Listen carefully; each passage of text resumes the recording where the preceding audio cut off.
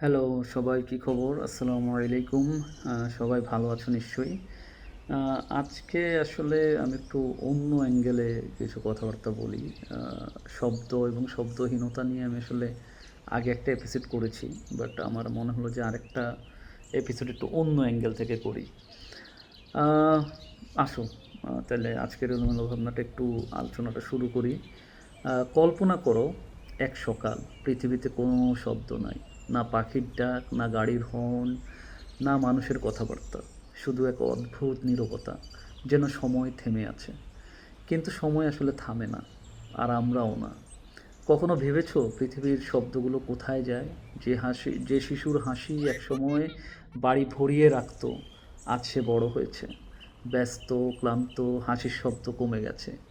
যে মা ভোরবেলায় রান্নাঘরে হাঁটতেন, তার হাঁটার শব্দ এখন বদলে গেছে।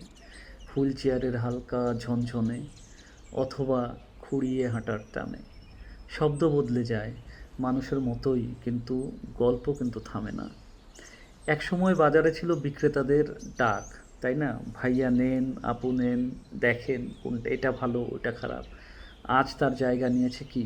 কিউআর কোড আর সাইলেন্ট স্ক্যান। ট্রেন স্টেশনে ঘোষণায় ভরপুর ছিল জীবন। জীবন আজ বেশিরভাগ স্ক্রিনেই টেক্সট নোটিফিকেশন আসে। শব্দ হারিয়ে যাচ্ছে।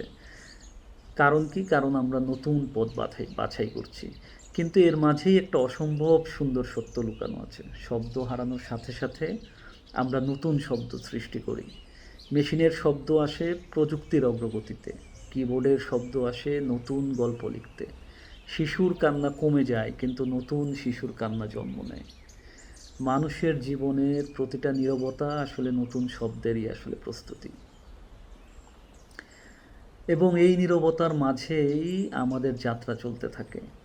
তুমি, আমি, আমরা সবাই ছুটছি, সবাই শিখছি, সবাই বদলাচ্ছি।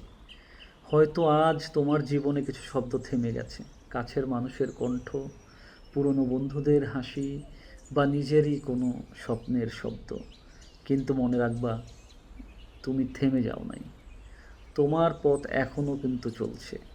পৃথিবীর শব্দ হারিয়ে যেতে পারে, কিন্তু মানুষের চলা থেমে থাকে না। কারণ আমরা শব্দের উপরে বাঁচি না, আমরা বাঁচি গল্পের উপরে। আর গল্প শেষ হয় না যতক্ষণ তুমি এগিয়ে চলেছ। তাই নীরবতাকে ভয় করো না, এটাই তোমার নতুন শুরু।